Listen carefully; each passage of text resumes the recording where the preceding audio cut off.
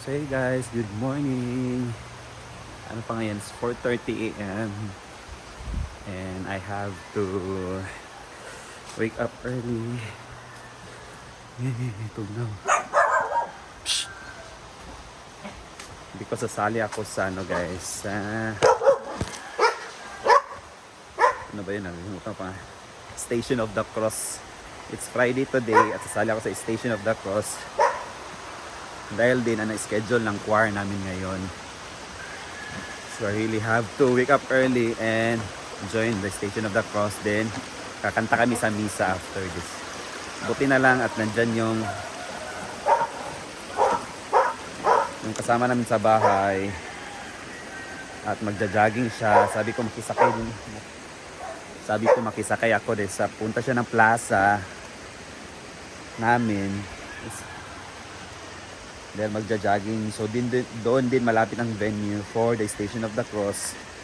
At saka wala ko makita rin at saka sa misa. So yan talagang ginagawa ko yearly sa amin. Schedule ng choir namin. So nag-a-attend na rin ng Station of the Cross. So yan later. Wala ko makita. Buti na lang at nandyan siya na makasakay ako. Hindi ka kasi makakita ng mga motor ngayon na balhabal pag ganitong oras. Yan. Tahimik pa. Mingaw pa. Yan.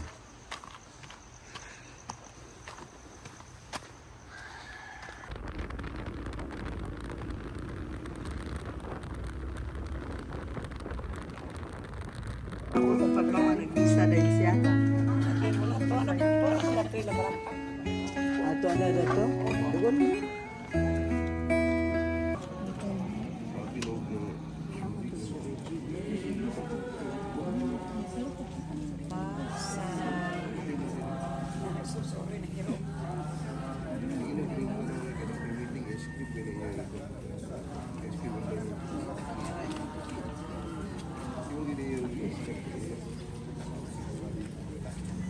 Kalagi.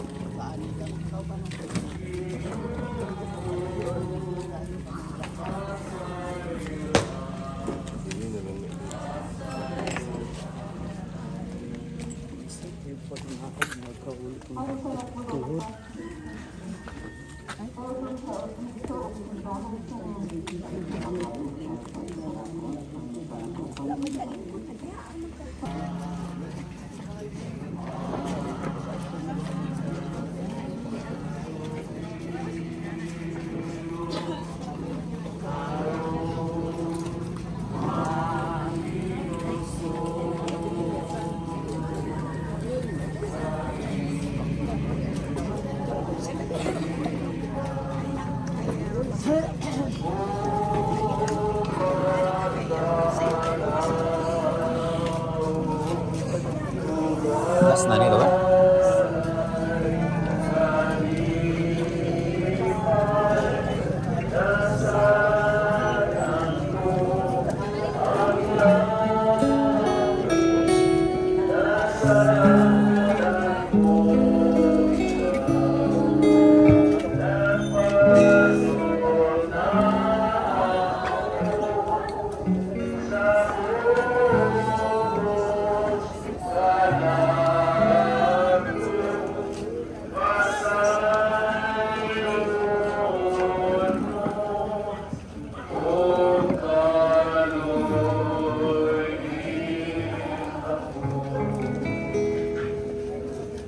Katapusang pag-ampok.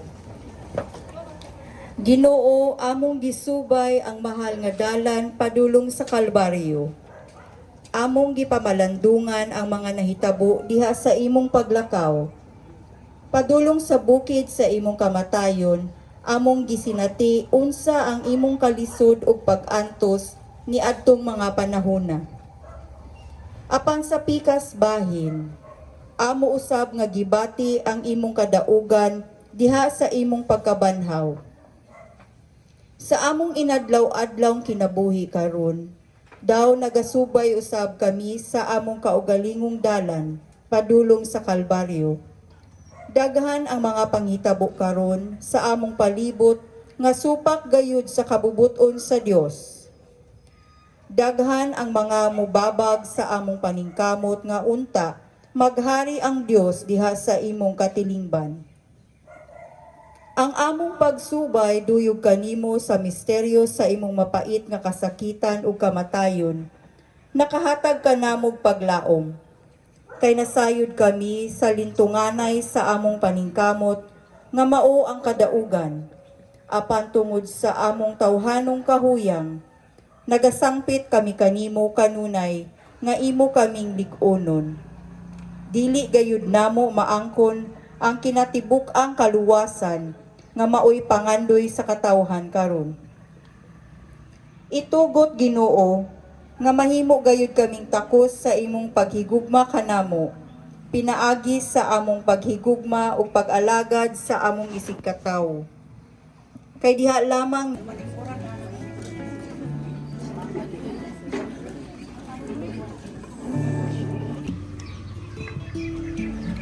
Gikan sa basahon ni Propeta Uzias.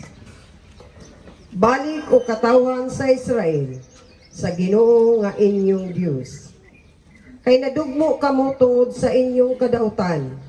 Andama ang inyong igsusulti ug balik sa Ginoo, igna siya. Pasayloang tanan namong kalapasan, ug dawata ang among pagpangalyupo ug tumano namo ang among gisaad kanimo. Dili makaluwas kanamo ang Assyria.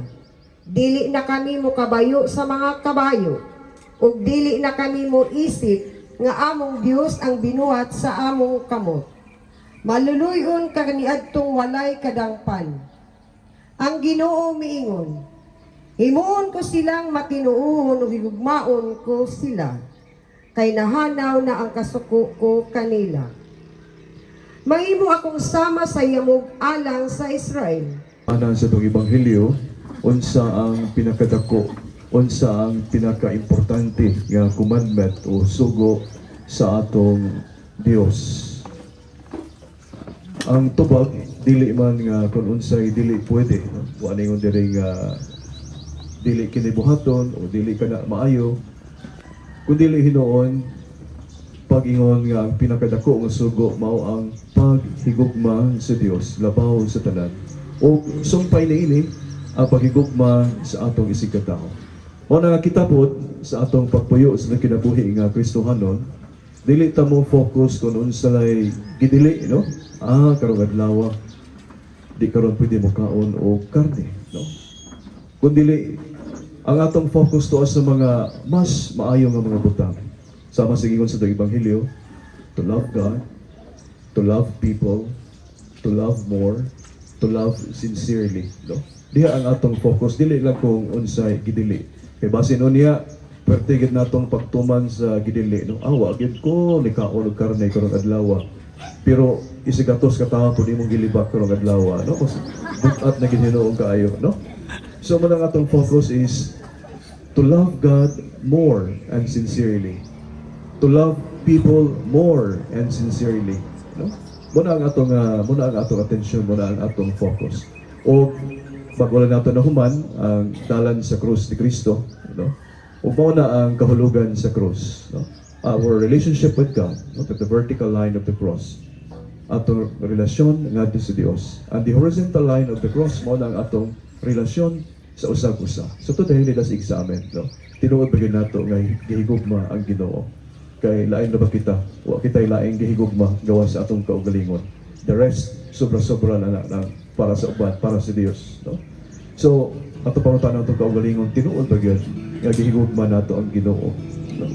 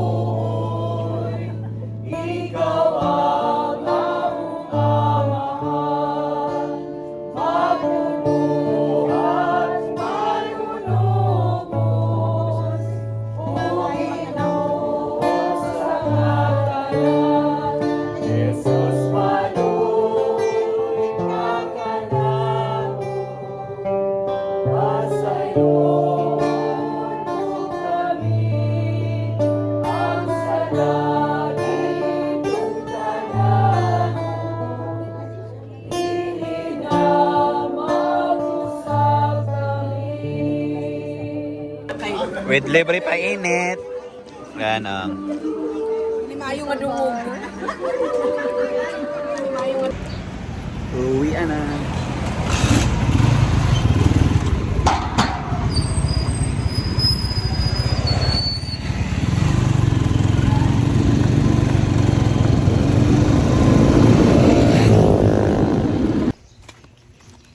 So hey guys, I'm back na dito sa Hinagoan. It's about 6:30 AM. Sumalis ako kanina mga 4:30 AM. Nag-join ng mass for Station of the Cross for the Lenten season, yung every Friday until yung Semana Santa na. At saka kami yung nagkumanta kasi for choir. It's our annual service obligation sa church namin. So yan, I'm back na in Hinagoan.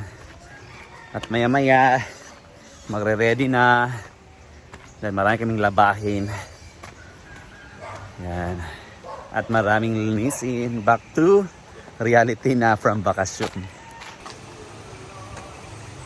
Hello Hinagoan. Yeah.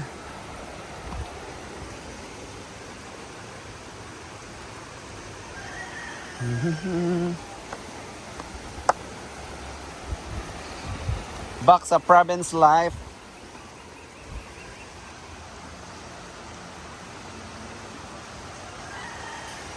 With a grateful heart, in songs of praise, and an attitude, I will bless your name, thank you, Lord.